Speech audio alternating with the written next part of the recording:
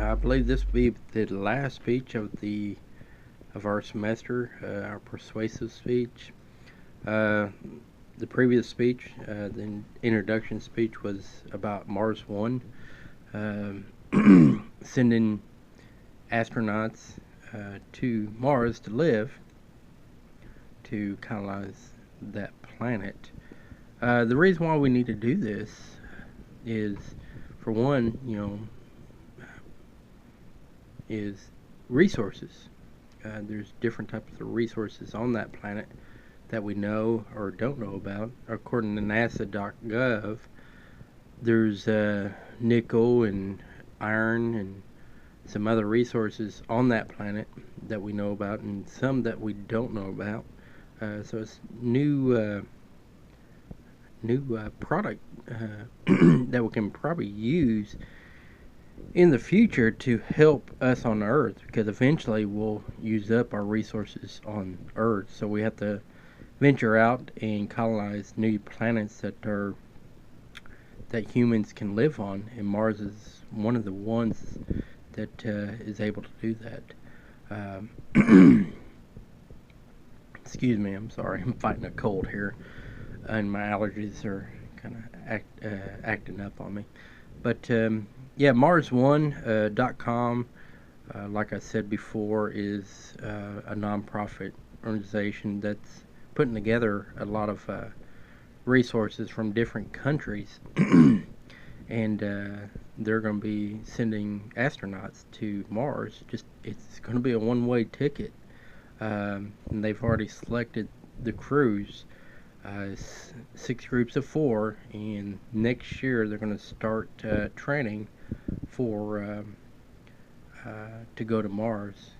So it's going to be very interesting on in the future on how that's going to work.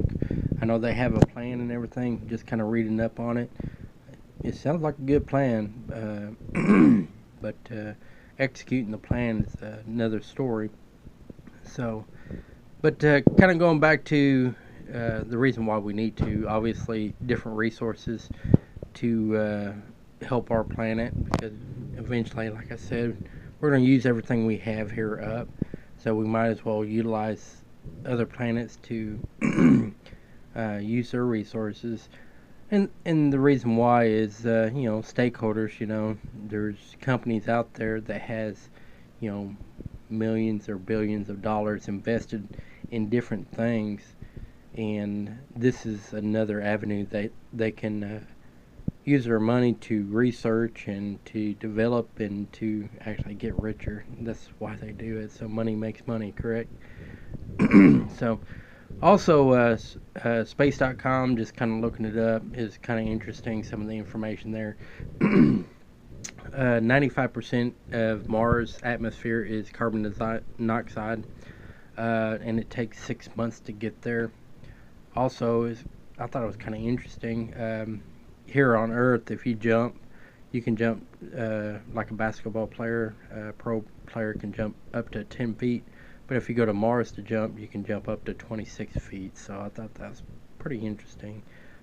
Obviously, the gravity pull on the body is not like it here on Earth. So there's pluses and minuses to that. Also, randomfacts.com, just kind of looking up the ozone layer on Mars. There is none. So for human beings being on Mars, they have to wear protective suits, obviously, since there's no oxygen in the air. But also the radiation from the sun, if you didn't have these protective suits to absorb or deflect this radiation, it could kill you. Not just the atmosphere on Mars, but the radiation itself could cook you. So that'd be a bad way to go. So kind of going back, some of the things that you have to have on Mars is obviously some kind of energy. Solar panels for that planet is a must, obviously. Also, as a living organism or living being, you have to learn how to get rid of waste, and be able to grow and develop new products. Not just plants, but different things that could help you on that planet. Uh, in in doing this, it could help us on Earth, like the oceans. Um, there's only, I think it was 5% of the oceans been explored. That's nothing because 70% of the planet is water.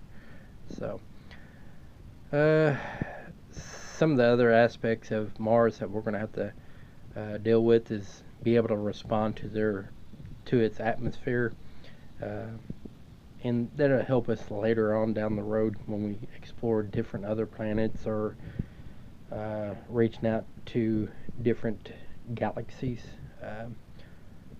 And also, evolution. For us going to Mars, it's going to take a long time for us to evolve to be able to do some of the things in the future. Some of it's near future, some of it's far future.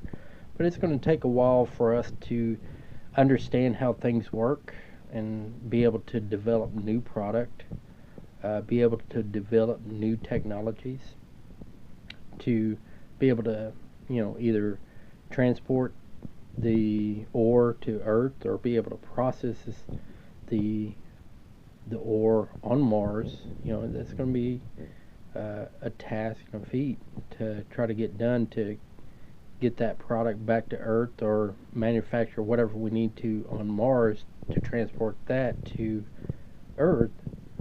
In that aspect, we're going to be helping everybody on Earth so we don't use up all of the resources, or if at that time we might have already used up all the resources.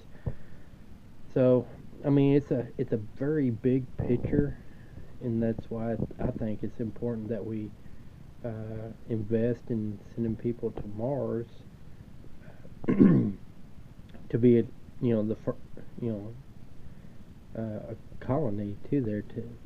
It's a frontier. It's not going to be easy. It's going to be hard.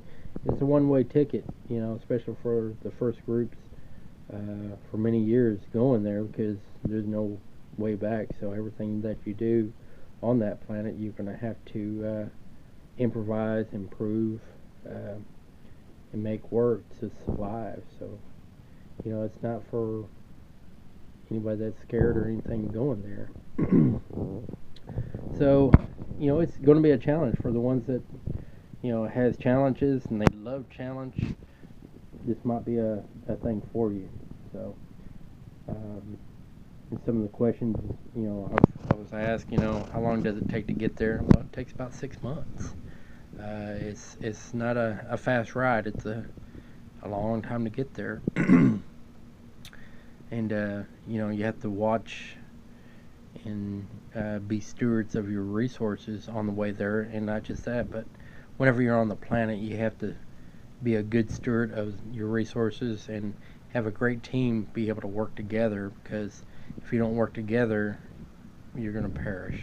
So a lot of pluses, obviously, pros and cons to living on Mars, but I think it's one thing that we need to do as humans, to venture out, to explore, to take control, utilize new resources, new technologies,